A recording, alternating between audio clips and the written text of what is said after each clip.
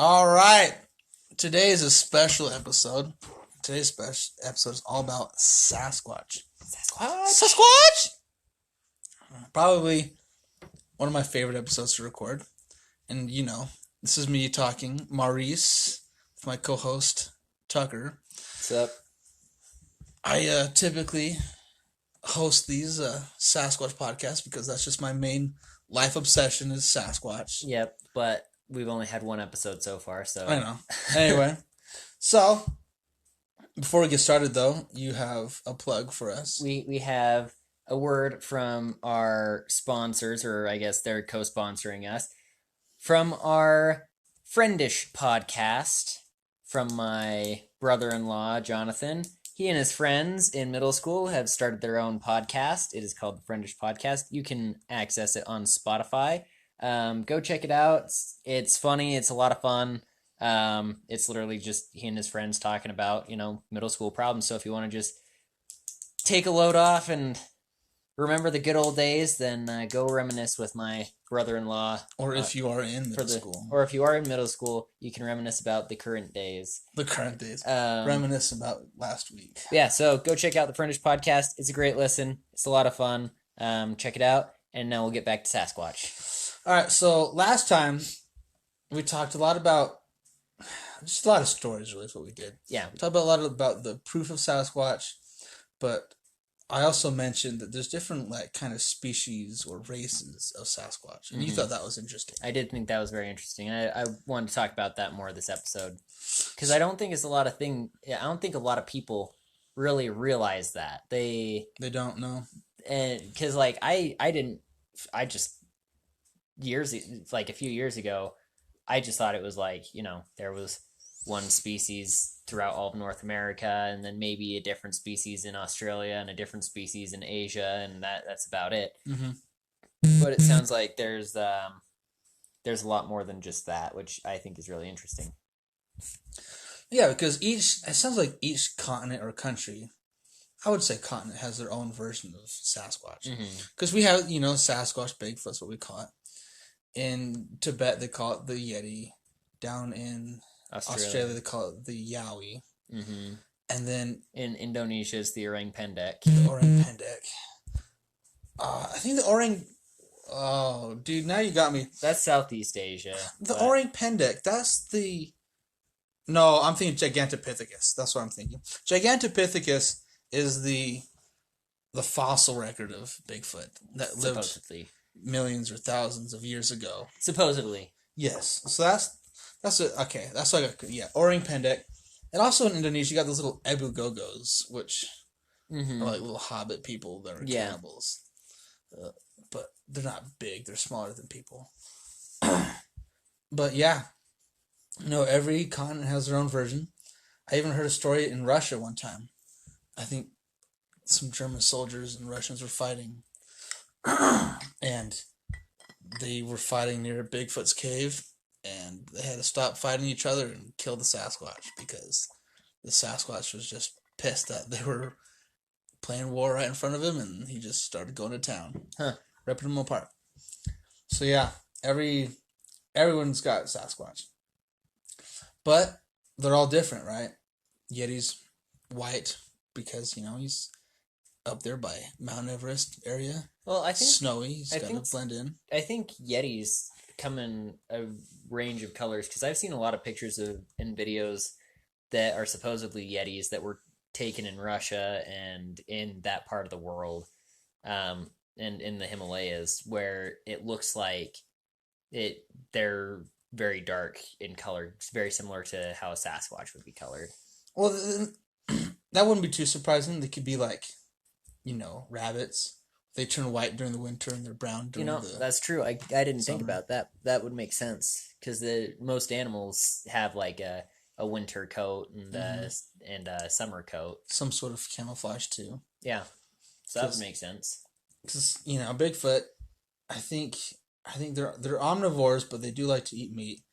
And the way they kill deer is they throw rocks at them, and then just tackle them and break their necks and then just drag them away. Pretty awesome if you ask me. Anyway, but here in the U.S., You have several different, variants of Sasquatch. You have the big, tall, black Sasquatch. That's very typical. You have brown ones. And then down in Florida, you have the skunk apes. Mm-hmm. Reddish in color, a little bit shorter. They're called skunk apes because they smell absolutely horrid because they're in a swamp. And that's just breeding all sorts of nastiness. Yeah. But even among all those variants, you have some with more human-like faces and some with more ape-like faces. And with all these different encounters I've heard, the ones with human-like faces, they're a lot more nice, I should say. Of course, how nice can a Sasquatch be? Some people become friends with them. Sometimes they just check you out from a distance. Mm-hmm. Don't really do too much. But the ones with the ape-like faces, they're the violent ones, right? You could have an okay encounter with one where you just see it like cross a road or whatever, or just in the distance. Mm-hmm. But if one's going to attack you, it's going to be the ape-like ones. So why do both types of Sasquatch, or I guess to start off with, so other than them being like one has like an ape-like face and one having more of a human-looking face, do we know of any, or are there any other speculated differences between the two? Because I remember you told a story about how there was a cannibalistic group of Sasquatches that ate dying Bigfoot. Yep. But then there were other groups of Sasquatches that buried their dead. So do you think that could be like the group that cannibalized was the more aggressive kind that had the ape-like faces, whereas the kind that buried their dead were the ones with the more human faces? Or I would assume that. Or do the two species of Sasquatches kind of intermingle and like they I'm kind of sure just there's group some. up together? Like, I'm sure there's some intermingling because I heard. So there's this one book out there called Enoch, and it has a lot of like short stories in there, but it's mainly about this one guy who becomes friends with the Sasquatch, and he names his Sasquatch buddy Enoch because he just makes that sound. That sounds kind of like Enoch. Anyway, because in there he kind of like becomes friends with Enoch. Like he sees him a few times, and they just have like this kind of knowledge of each other. Like, okay, this human dude comes around every weekend, and he's just here. Mm-hmm. All right, not like friends, but they know of each other, and they don't really care. They don't really care too much. Yeah. So, but the human guy, he's kind of trying to become friends with the Sasquatch, with Enoch. And before, I guess in the early part of the book, he's out there trying to find Enoch, and like all these rocks are getting thrown at him. And there's this other Sasquatch. He said it had red eyes. And that's what I hear a lot too, is if you see a Sasquatch and it has like kind of like reddish eyes, like if it like a reflection, right? Mm-hmm. Like when you take a picture, you get red eye. Yeah. Kind of like that. It's just the reflection kind of glows red. Those ones are probably going to kill you. I don't know why, but all the nice ones, at least people have never said they had a red reflection in their eyes, but all the mean ones do. Is that just a detail to make the story better? I don't know. Anyway, he said this one had red eyes. It was throwing rocks at him. It was screaming at him. And it was hitting him in the head. And he was getting kind of dazed. And it was hard for him to run and stuff because he's just getting pelted with not small rocks. Yeah. Anyway, Enoch shows up and just screams at the other Bigfoot. And the other Bigfoot's like, all right, I'm good. He doesn't want to fight another Sasquatch. So the mean one walks away. And Enoch just kind of looks at him, waves at him, and leaves. Waves at the human guy. Because that's kind of what the human guy would do to Enoch. Whenever he saw him, he'd wave and then just turn around and walk away. I was about to say, that seems kind of odd that Yes. a Sasquatch would wave. But if it's a learned behavior from the human waving at the Sasquatch, that makes a little more sense at least. So okay. that was basically like the start of their friendship. So, because in the book, actually the cover of it has Enoch's face more like an artist's kind of depiction of the face. Because the guy, he tried to get pictures of Enoch. But he wouldn't let him? Or... No, because by that time they were good friends and they'd hang out together. Uh-huh. And so what he did is he took a bunch of trail cameras and he put them around the trees where they usually hang out. Mm-hmm. But Enoch knew. He could just see because, you can get camouflaged ones, but they're still like sticking out on the tree, right? A deer might not know what it is and come check it out, but Sasquatch does. So Enoch wouldn't go in the area. So he took down all the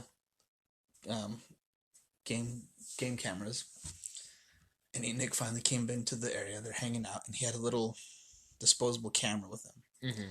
He tried to sneak a picture, just kind of like nonchalant, like sitting down in his lap, kind of like not really. You can't really look and aim with it, so he's just kind of like hip firing the camera. And Enoch saw that, and then picked him up and threw him into like this lake nearby. Oh, really? They're kind of right there by the beach, and so he tossed him in the lake, and he took a big stick and kept poking him. Every time the human guy tried to come out, he'd poke him with a stick to keep him in there, kind of like a punishment. Huh. Like you can't take pictures of me. You're gonna stay in the water for a while. Huh. So finally let him out, but yeah, there's also a reminder for the guy that Enoch's a freaking Sasquatch and he can kill him at any time. He threw him into the lake. Yeah. Just tossed him.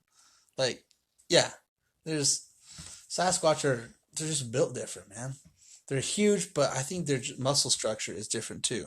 Mm. They're just so much stronger. But yeah. I'm trying to think. Actually, because I've heard the differences between like the facial structure. One's more ape-like, one's more human-like. Uh-huh. But those are for people who are like really looking for it, right? Mm-hmm. They know more about Sasquatch than they have an encounter. Or they've had an encounter, learned a lot more about it, and they remember that detail. But a lot of stories, they don't say that. They just see the Sasquatch, and they say it's big and tall and black, right? That's all the details you get. But you don't get, does it have a human face or not? Mm-hmm. They just don't have those details. And so I would assume that most of these stories where Sasquatch are eating people or whatever, they're the aggressive ape-looking ones. That's interesting. Do you have any stories of Sasquatches eating people? Sasquatches eating people. Just as an example of those Sasquatches that might be the more aggressive ones that eat people. The eating ones, I don't have a whole lot of eating ones. I have a lot of ones where they kill people. So this is interesting. So in like a newspaper back in the Revolutionary War era, is legit in a newspaper. There were some Sasquatch, like a tribe of Sasquatch that were just kidnapping people. And so the townsfolk just had enough of it. And so they assembled a little small militia.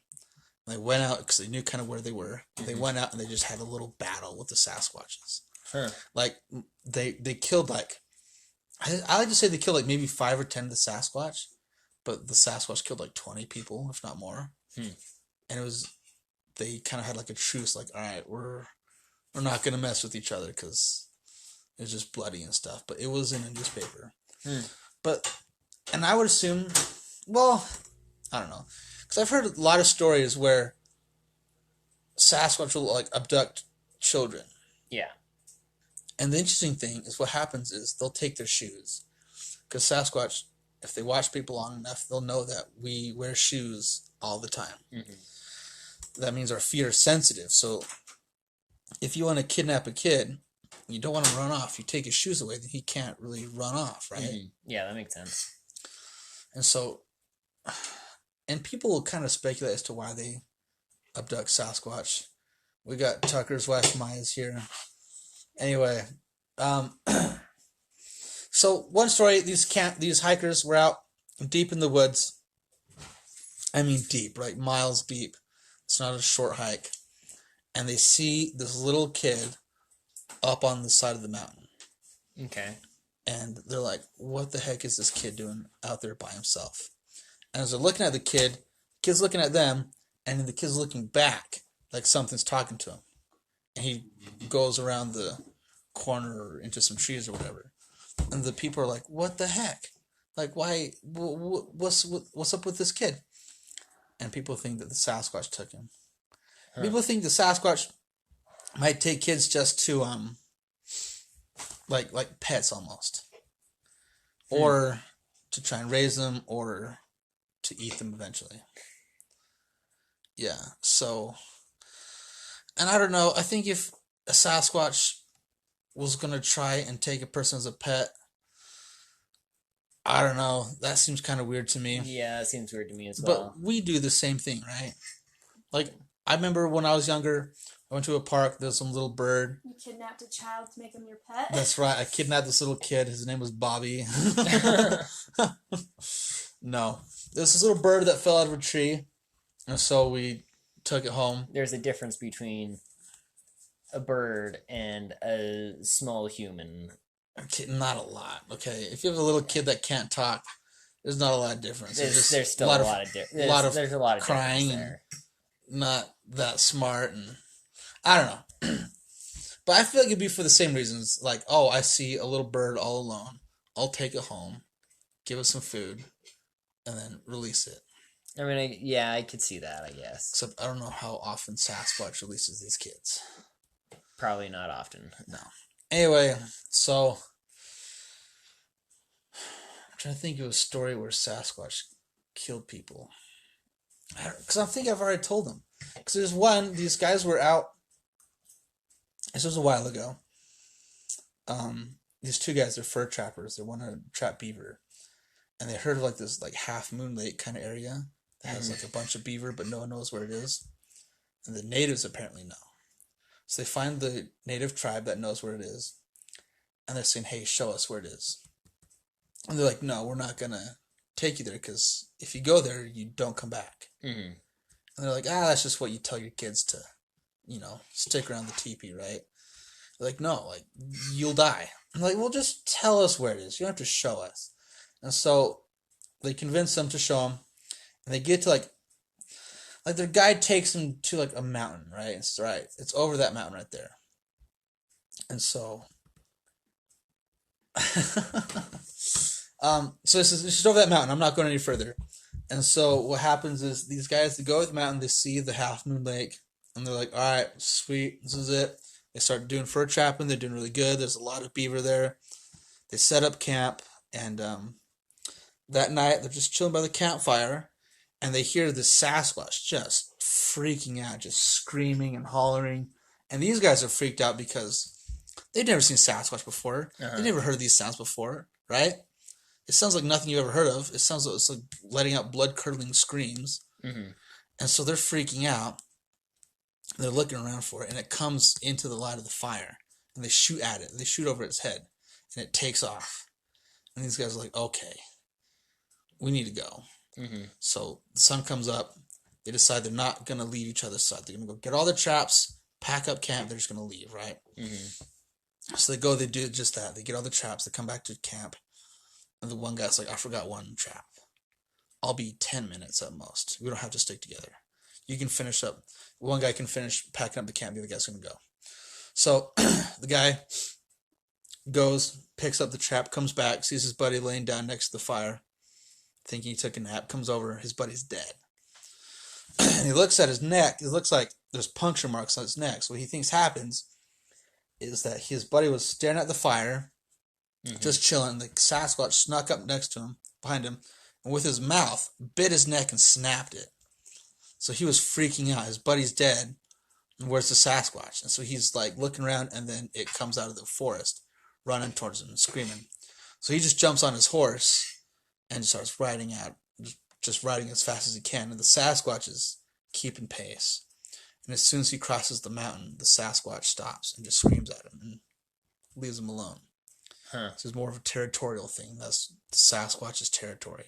That's why all the native people were saying, don't go over there, you'll die. No one comes back because that's his territory. He's not going to bother you outside of his territory. So some Sasquatch can be territorial, but again, sometimes they migrate. And so... It's all I think that's probably the biggest thing that a lot of critics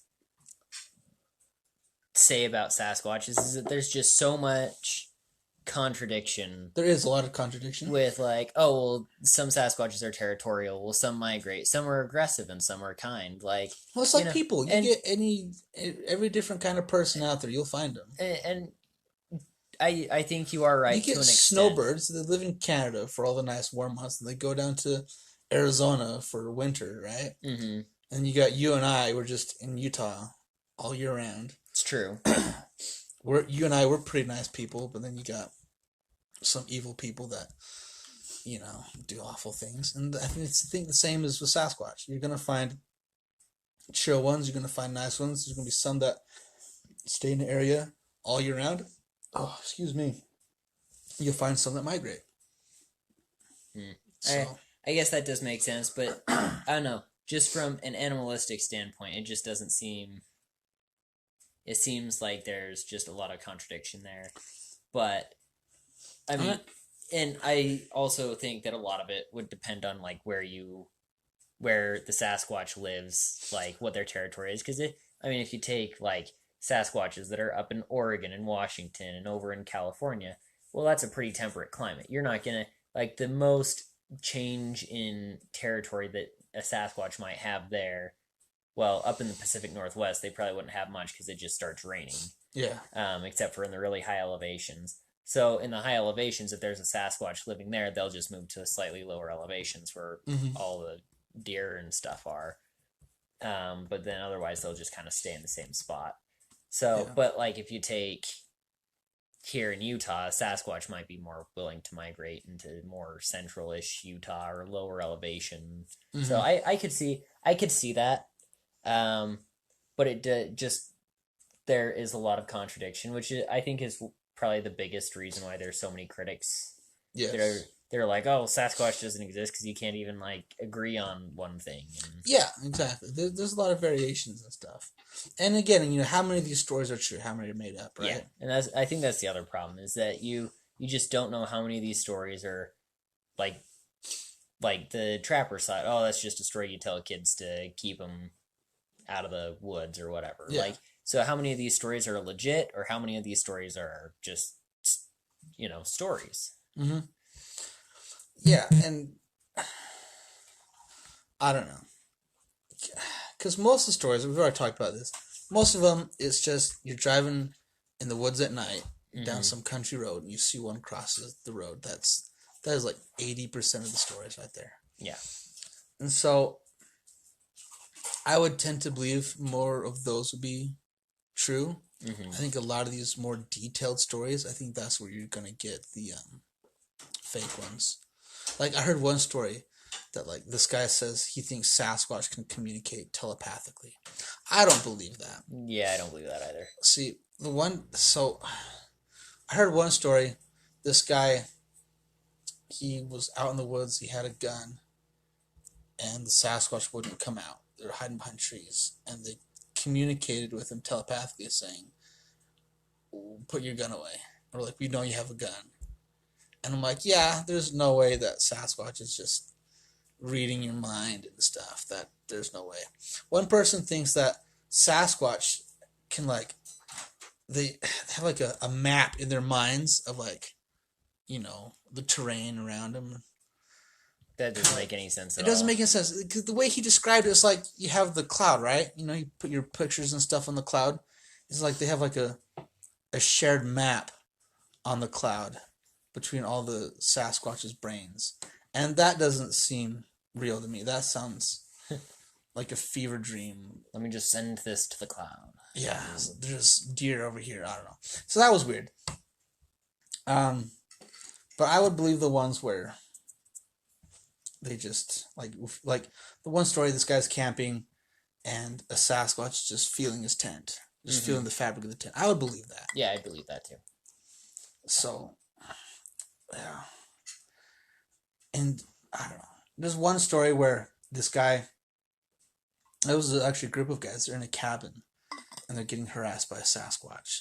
I think what happened is they were trying to film Sasquatch. And this one guy with the camera was trying to take pictures of it. And it was hiding. and when they stayed in the cabin, it somehow knew which guy had the camera, and if he was like leaning against one wall of the cabin, it would start pounding on that wall, and he would like move somewhere else, and it would start pounding on whatever side of the cabin he was on. They're in a small cabin, so I mean, I don't know, how would it know where he is in the cabin? Yeah, right? I don't know. Speaking of cabin stories of Sasquatch, I heard one.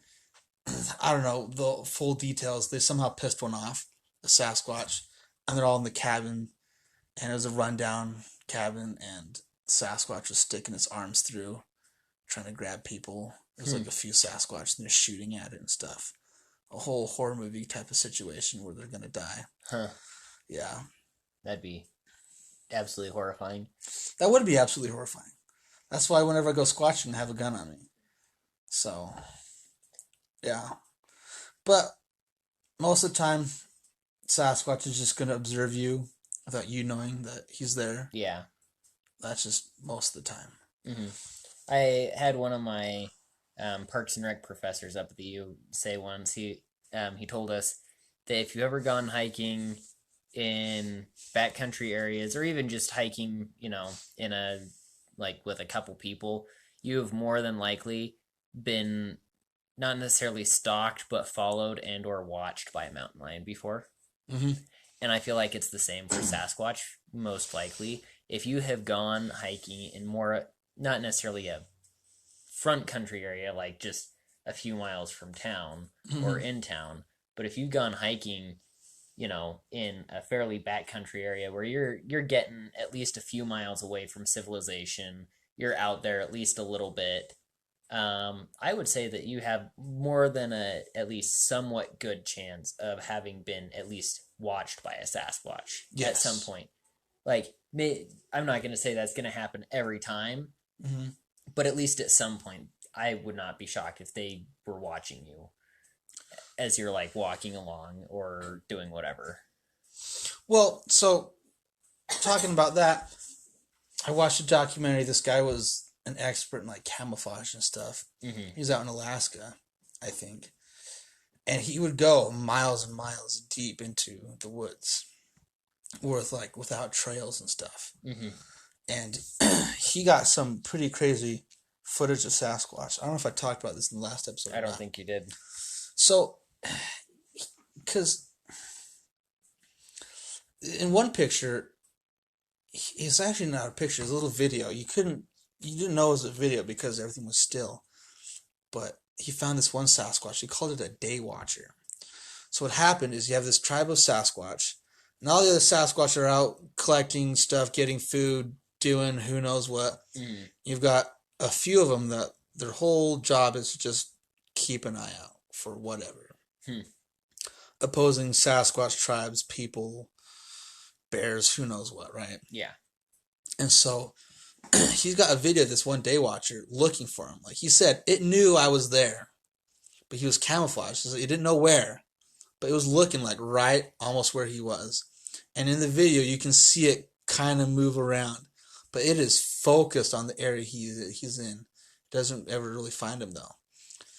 But it's weird because it almost looked like an Ewok kind of face. Have I showed you this picture? I think you've showed me the picture before. It it looks very monkey-ish. It was rather monkey-ish. So that's what made me think that maybe one thing that when you told me about the Sasquatches that have more of the ape-like faces, it made me think that maybe the Sasquatches that have the ape-like faces, because they're more aggressive, maybe they're stronger or whatever, maybe those ones are like the day watchers, or the ones that keep an eye out for anything that could possibly harm the rest of the group of Sasquatch, or maybe they keep an eye out for food because they're stronger and more aggressive and they can most likely kill it.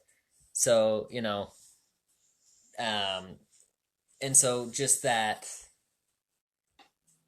But I'm not sure. I'm not sure on that, obviously. But it just made me think of maybe that being a possibility. Although that looks like a fairly human-like face. It's got some human features. So if you just go on Google and you type in day watcher Bigfoot, you'll see the picture, and it's pretty good quality actually. You can see a lot of detail on its face. It's got a big, huge nose, black beady eyes. It's just mouth is kind of expressionless, just kind of chilling. This one they kind of did a little bit of Photoshop to enhance his eyes and stuff, but yeah, no, it was freaky to watch it because it was looking for him. But again, this guy has been in the woods for a lot. He knows how to be stealthy. He knows all these things. There was another video where it was really snowy, and he's got like a night vision camera, and he points to the camera at a Sasquatch, and the Sasquatch isn't fully in frame, but you can see his like head and shoulder, and you don't know it's a Sasquatch because it's staying perfectly still. Yeah. But he outlines it, and you're like, that's totally a head and a shoulder. And he's yelling at the Sasquatch. He's like, hey, I see you.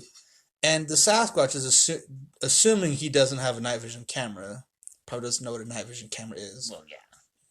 But he thinks that if he stays still enough, the guy's not going to be able to pick him out. Yeah.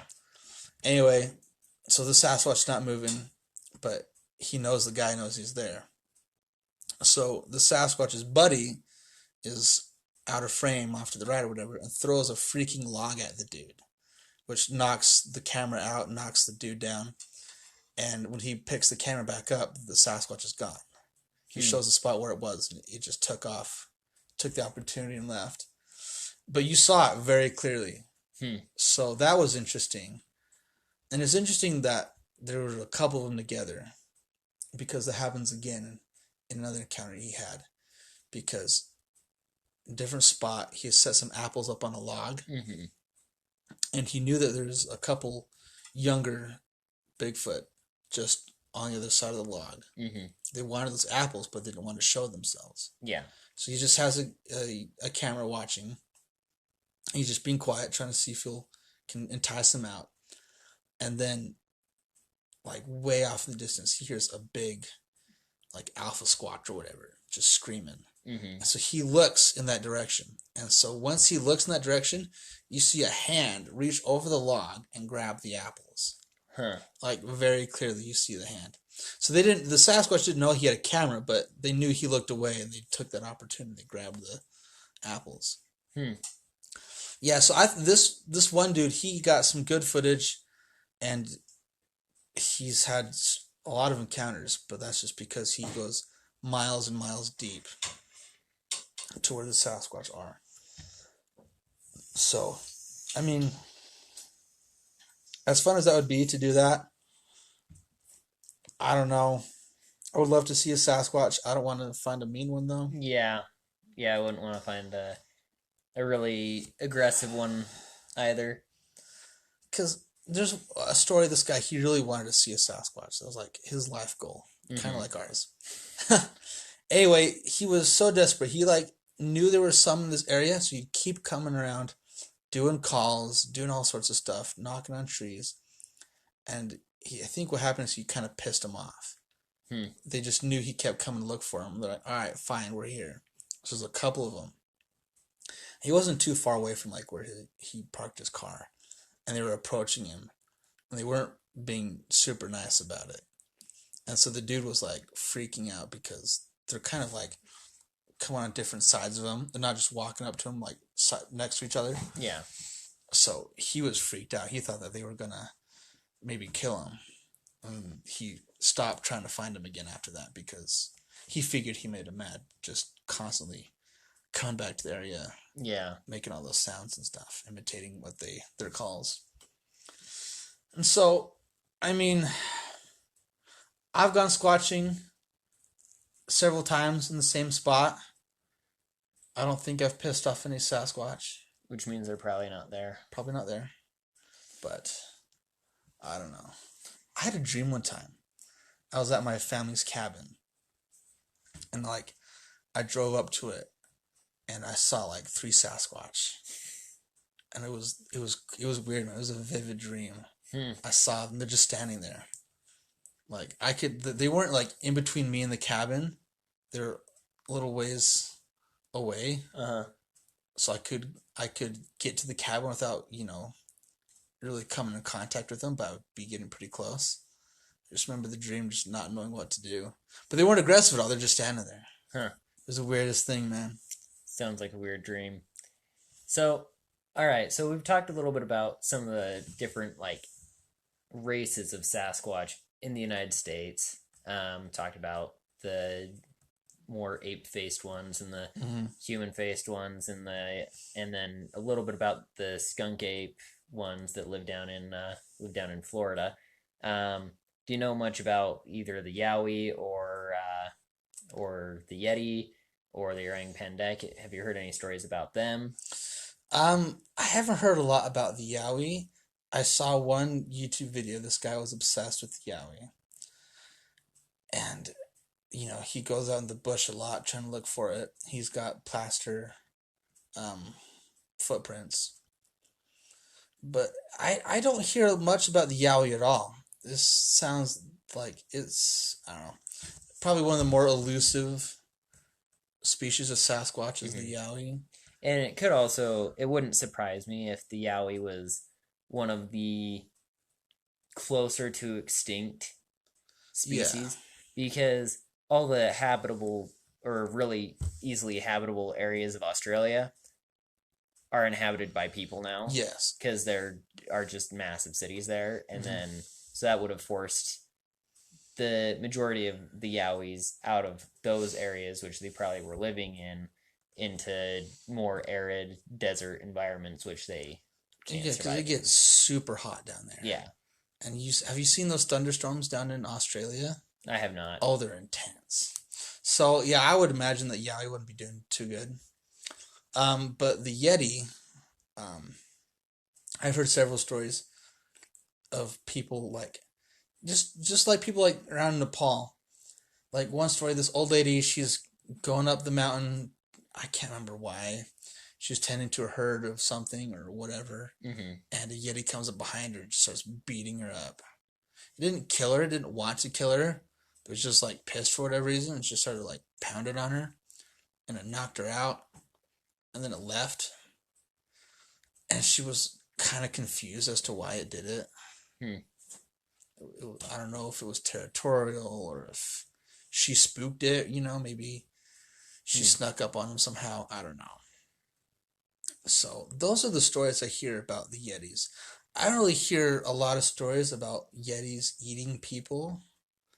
I hear some stories where people are hiking up a mountain down the Himalayas and they see a Yeti on another slope. And just walking. And they're like, oh my gosh, it's a Yeti. And the Yeti just keeps walking. I've heard, or I've watched a few documentaries about the Yeti. And in one of the documentaries, the people who were investigating the Yeti, there was a Hindu temple up on one of the mountains, close to Mount Everest. Is this the one where they had the scalp? Yeah, the scalp of the Sasquatch. And so they got permission from the Hindu, or the monks, the Hindu monks that were living in that temple. They got permission to take one of the hairs from that, to send it back to have a DNA test on it.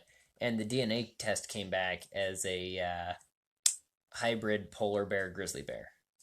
That's interesting. Because so the scalp was like a almost cone shaped. Yeah, it was a really oddly shaped scalp. Which is the picture I showed Tucker of the Daywatcher. It had a cone shaped head too. It did. A lot of Sasquatch have more cone shaped heads. So. But yeah, so the DNA came back for as a hybrid between a polar bear and a grizzly bear, which is interesting because it's down in the Himalayas where grizzly bears or I think there are black bears that are known to exist, and I'm pretty sure there are at least a few species, or at least a few grizzly bears that have been known to be at least close to that area. But polar bears, those are up in the Arctic. Those are up north, really far. Yeah. And the Himalayas are down pretty far south. So it's It wouldn't make a whole lot of sense. So I find it interesting, but I mean, if that's what the DNA came back as, that's weird. And who knows? Maybe there's a species of polar bear or something that's down there that we just don't know about or whatever. Kind of like the coy wolf, where the wolves are mating with the coyotes. You get a weird hybrid that's a little aggressive. Yeah, something like that. So I don't know about that. And bears don't have cone-shaped heads, so why was the scalp cone-shaped and they said it was a hybrid? I don't know. There's a lot of things that I don't know, Jordan. Yes. You want to hear a crazy story? Sure. This lady lives out in the woods, and she becomes friends with a family of Sasquatch. And, they had little baby squatches, right? Mm-hmm. And she had some kids of her own. And what would happen is the Sasquatch would, watch TV through the window. She wouldn't want to let the Sasquatch in because they're big and smelly and they'll cause a mess. Because they're not people. They live in the forest. They're going to cause a mess if you let them in your house. But they would watch SpongeBob on the TV through the window. Huh. Yeah. It was weird that the little kid Sasquatch would watch SpongeBob. How true is the story? I don't know if it's true. It's interesting, though. And the other interesting thing she said is that their butts were a different shade of brown, right? It was like a lighter shade. She thinks because they don't wipe their butts when they take a dump. Which is weird that she noticed that detail. Yeah. But she had a relationship with this family of Sasquatch that would come by. She said that the parents would basically drop the kids off with this lady. And so she would just give them snacks and let them watch SpongeBob. And the parent Squatch would just go run off and do who knows what. And they'd come back for the kids. Huh. That's weird. So it was a weird story. How true is it? No idea. It was entertaining though. And see, that's another problem with a lot of the first-hand accounts and stories about Sasquatches is just there's no way to verify those. Yeah. And so that's why I think the best evidence that we have of Sasquatches is the unidentified DNA samples. There's a lot. Then there's quite a few of those, and then also the tracks, because there's a lot of tracks that are just in random places. And yes, tracks can be faked, but tracks that are who in their right mind would go and just put a track in the middle of nowhere where no one would go and only one person has been in ever and happened to stumble Yeah, I talked about that in the last podcast. Yeah. This guy, he's out bushwhacking it, moves a bush out of the way, and there's a track right there. Yeah. Right? Exactly. Why would you put so much detail into a track that you can see the dermal ridges, basically what your fingerprints are? Yeah. Why would you put that much detail? Right? These people, they're out logging, and there's rained, and there's a muddy slope, and you looked at the slope, you can see that the Sasquatch's toes curled to get more traction as it walked up the slope. A stiff cast won't do that. Yeah. Why do you see footprints that are all messed up? Like the Sasquatch had a broken foot and it healed weird. Mm-hmm. There's a lot of those. Yeah. So why would... I don't know. So there's a lot of supporting evidence, but of course there's a lot of stupid stories that don't make any sense. And I think that's probably the biggest thing is there's a lot of people out there who are just trying to fake it and to hoax everything. And so and those people ruin the credibility of the people who are trying to tell the truth. That's true. Because then it's okay, well, now we don't know who's telling the truth and who didn't know what they saw or who, is making up some random story and or the picture was just someone in a monkey suit or whatever. So, it does, because of all these people who are trying to hoax these kinds of things, it makes it more difficult for the people like us who are trying to actually find Sasquatch and prove its existence. Well, talking about, it's hard to prove it. There's some conspiracies that the government knows and doesn't want people to know. I have heard that. I heard one story where this guy, it might have even been the same guy who told the story about the Day Watchers, but it might not have been. But he was saying, I think he was up in Montana, and it was on a episode of Survivor Man Bigfoot. So this guy, he took whatever whatever the survivor man's name is, took him out to this one spot where he has a lot of really good action with Sasquatches. And he took him up to this one place on a mountain and said, okay, this is the farthest that we go. Anything higher up is the Sasquatch's territory. Huh. Because anytime he'd gone past that point overnight, like, so he could go past it during the day and nothing would happen. But if he stayed overnight past that point, he'd have stuff thrown at him. Oh, wow. And so he's like, this is the farthest that we go. We stay right here. They walked past that point and put apples up in the trees and stuff for the Sasquatch. But anyway, he was saying that one time he was up in that area, maybe not quite, or it was a little farther south, or it was close by, but maybe like, 50, in the area. 50, 75 miles away, something like that. And he said that he was staying overnight, doing some squatching. And he'd had some contact with a Sasquatch earlier that day. And he was pretty sure he had found like a family group or something like that. And then, so he's, overnight, he's camping, asleep in his tent. And then all of a sudden he hears like a lot of gunfire. Like, wow. And it's the middle of the night, so, no one's allowed to be hunting or anything. And so he gets up and he's standing outside his tent, just listening to this gunfire. And it's, it's not on top of him. It's a little ways away, probably a couple miles away at least. But like there's it, and it's not like, your hunting rifles, just like your single shot or bolt action hunting rifles, or even just your limited clip hunting rifles. Like these things are like automatic weapons, like machine gun grade weapons. Wow. Just going to town. And then he said it was, well, and so, people out in the woods like to shoot their guns. Like, yeah. And, I'm sure there's a ton of rednecks out there that shoot guns in the middle of the night. That's not shocking at all. But then he said what was really weird is he had a helicopter flying over him.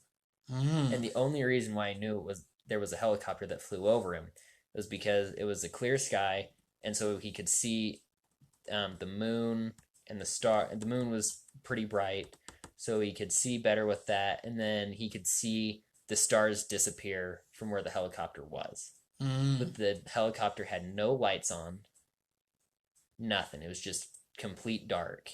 Wow. Like it was just, a combat helicopter over in the middle of a war or something, because they turn their lights off so they don't get seen. Yeah. And so it flew in, and then he said, and then about an hour later it flew back, and it looked like there was something hanging down, like a net or something hanging down from the helicopter as it flew back.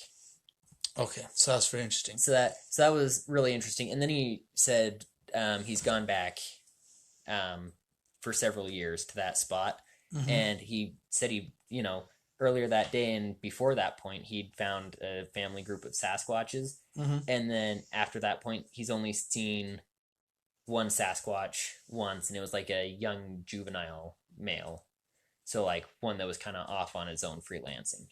Wow. But he has not seen that family group since in that location. Okay. So I've heard stories that like they'll take like SEAL teams or whatever. If like a small mountain town, if they're getting harassed by a Sasquatch and they start making reports and stuff, I've heard stories that they'll send a SEAL team out to go take out the Sasquatch. Like they give them full auto 308 rifles with night vision and the whole kit and caboodle, and they go out there as a wet team and they whack the Squatch. I've heard that. But talking about how like the helicopter was flying away with the net, like it might have taken the Squatch body. People said that after Mount St. Helens exploded, they saw helicopters flying away with Sasquatch bodies. And there's a story of this guy who worked for some government agency where he was focused all on Sasquatch. And he gave him like a whole scientific name and everything. And like it was weird. I don't know how they got all these different Squatches, but he said they captured one And he said they don't survive in captivity. They're like great white sharks. Great white sharks don't survive in captivity. So it just kind of got depressed and just died, which was interesting. But he said they got one Sasquatch body in, and what happened is it was like a lightning storm or something. So Sasquatch climbed up a tree. Lightning hit the tree, fried the Squatch, and then the tree fell over on top of the Squatch. Just killed it. And they examined all the bodies and stuff. And so, how true is that? I don't know. But that, that would honestly kind of make sense, though. Yeah. Because about why no one has found any bodies of Sasquatches. Because if they're capturing a majority or a good number of Sasquatch bodies that people are seeing and then swearing those people to secrecy and like maybe paying them off or something and saying, hey, well, the government will pay you $100,000 or you don't have to pay taxes for the rest of your life if you never tell what you saw. I would say, they give you a bunch of money, but not paying tax for the rest of your life, that'll raise questions. Like, why doesn't this guy pay taxes? Well, but how many people go and ask, oh, are you paying taxes? Like, no one asks that because everyone just assumes everyone's paying taxes. Yeah. So, speaking of that, I need to do my taxes. I hate that. Anyway, no, I've heard several stories of SEAL teams going out whacking Squatch. That's all very interesting. And I don't know. It would kind of make sense because if the Sasquatch is abducting people or whatever, you can't just get, the sheriff and his deputy out there. They're going to get killed. You would need a SEAL team. You need some heavy duty firepower. Need full auto with night vision. Because that's when Sasquatch is mostly active is at night. Yeah. And I heard a lot of stories where people think that Sasquatch doesn't really know how blind we are at night. They don't know how bad our night vision is. And so they'll still kind of hide from us. I mean, that would make sense because they would probably just assume that our night vision is as good as theirs. Yeah. So, anyway, I got to go to the bathroom. We've been talking for a while about Sasquatch. So I think we're probably good to call it here. Yep. Thanks for listening, everyone. I hope you're more informed about Sasquatch. Comment on the video. We found a way that you can comment, or not the video. We found a way that you can comment on the podcast on Spotify. So tell us what your, if you have a Sasquatch encounter, tell us what your Sasquatch encounter is. You'll see a question on Spotify, and then you'll be able to comment on that. So thanks for listening. Comment with any Sasquatch encounters that you have, and stay squatchy out there.